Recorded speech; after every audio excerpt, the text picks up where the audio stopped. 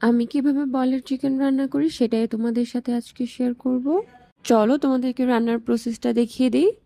প্রথমে কড়াইতে একটু তেল গরম করে তার মধ্যে গোটা গরম মশলা আর একটু পেঁয়াজ কুচো দিয়ে সেটাকে একটু ভেজে নেব। পেঁয়াজটা একটু ভাজা হয়ে গেলে দিয়ে দিব কুচনো টমেটো। টমেটোটা একটু যখন নরম হয়ে আসবে তারপর এর মধ্যে দিয়ে দিব 1 টেবিল চামচ আদা আর 1 টেবিল চামচ রসুন বাটা।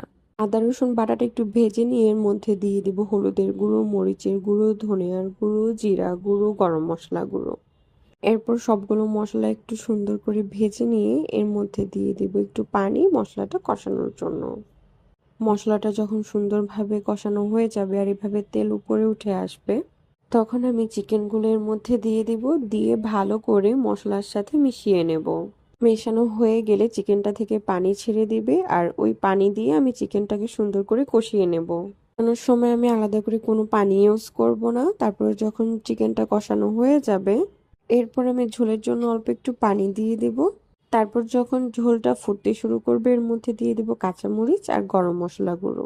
ঝোলটা একটু কমে এলে আমি চুলাটা অফ করে দেব, কারণ একটু পরে চিকেনটা ঠান্ডা হয়ে গেলে তখন ঝোলটা আরো কমে যাবে। আর আজকে আমি রান্না করেছিলাম চিকেন বোনা রেসিপি। চিকেনটা এইভাবে ভুনা করলে খেতে অসাধারণ লাগে।